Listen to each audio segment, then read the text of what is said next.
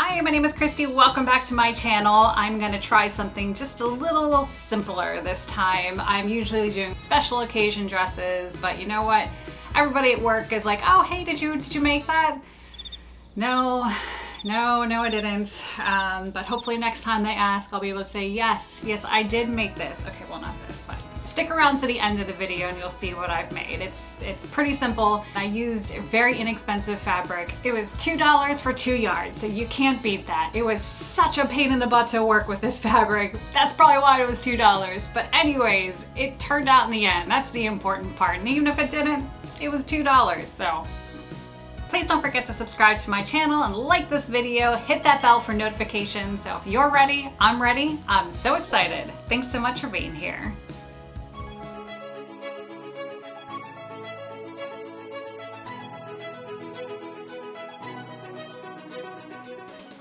So my $2 fabric came in tube form. Why? I don't know. Anyways, it's the world's easiest dress. You just flip over the top and ready for a night on the town. So I'm patterning from a top that I already like with a generous 2-inch seam allowance on the bottom for some extra length and a 1-inch seam allowance along the sides just to make it a little extra work appropriate. And just the standard 1/2-inch seam allowance along the top. I used my thumb to show where to pattern the sleeves and marked it with pins. I've once again used my thumb to pattern the neckline curve, and then we'll next need to add the 1/2-inch seam allowance. I've been experimenting using pins rather than fabric chalk, which makes it kind of easier because you don't have to worry about getting weird chalk colors on your fabric, especially when it's a white fabric. Now that all of your seam allowances have been added, cut out your front piece. And then move on to the back piece. Same way. Flip your shirt to pattern the back and line it up on fold. Add the inch seam allowance along the side, 2 inches at the bottom, and 1/2 inch everywhere else. Another bonus to using pins rather than just chalk is that the fabric is already pinned in place, so when you are ready to cut it out, nothing shifts. The sleeves are once again lined up on fold, and to keep a slight gather, I've added about 1 inch to the top of the sleeve. Mark the armhole the same way as before, then shift those pins out for the 1/2-inch seam allowance. Cut 2 sleeves. Finally sewing. I swear, the cutting out part just takes the longest time. With right sides together, line up the 2 shoulder seams and pin together. Backstitch at the beginning and end, and this is when I am so glad that I added that extra seam allowance because gosh, this material is fluffy. To try and tame the raw edges, I have finished the ends on my serger. You can achieve the same result with a zigzag stitch on your sewing machine. I've marked the middle of the sleeve with a pin, which will come in handy later, but for now, I am adding 1 line of a basting stitch to the top of the sleeve.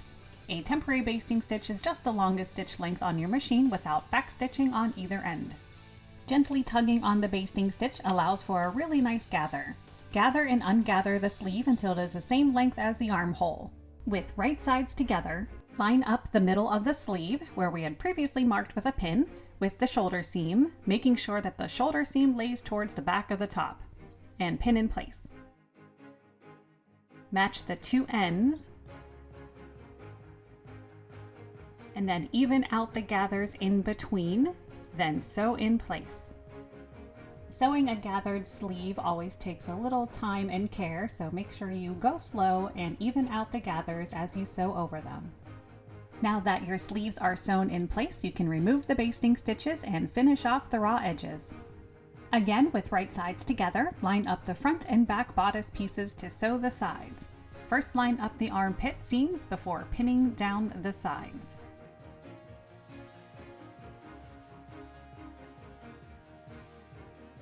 Once pinned in place, you can sew with a continuous stitch all the way from the bottom through the end of each sleeve.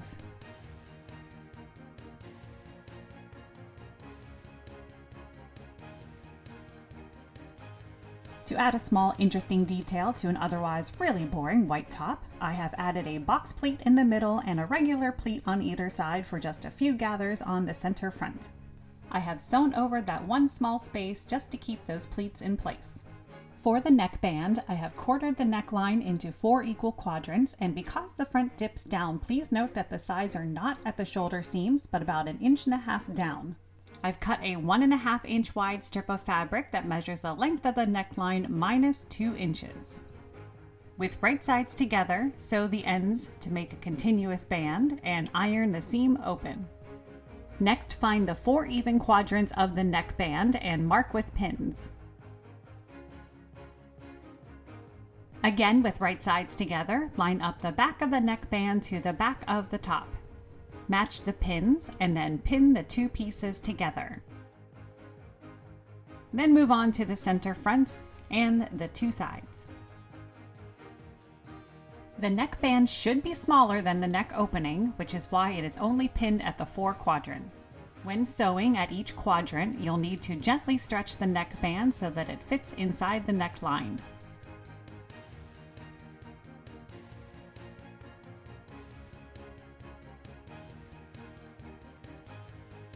And then trim down the excess seam allowance. Lay the seams upwards and then fold the edge of the neckband over to meet those seams. And then fold over once again to hide all of the raw edges. A small amount of the outside of the top should be showing to make sure that the neckband is not seen. And then sew along the edge. Finishing the sleeves. I have serged the edges to reduce bulk and then folded the ends over once. Or if you don't have a serger, you can just fold over the ends twice. Sew the edges, leaving a 2-inch gap that I have marked with double pins as a reminder of where to stop. Cut a length of thin elastic that fits comfortably around your upper arm. Attach a safety pin to one end and a regular pin to the other so that you don't lose it, and then start feeding the safety pin through the channel you've just made. This is why it is important to leave that 2-inch gap. Once the safety pin pokes out the other side, you can join the 2 ends together with a few zigzag stitches. Slip the rest of the elastic inside the channel, fold over the fabric, pin in place, and then sew up that 2-inch gap. I also like to sew some vertical lines of stitching here and there across the elastic just to make sure that it doesn't twist. The only thing left is the hem, which this wasn't the best choice since it was so stretchy, but I serged the bottom and then folded it up once to sew in place. It worked out, so that's all that matters for this $2 shirt. Please don't forget to subscribe to my channel and like this video and enjoy the final work-appropriate reveal.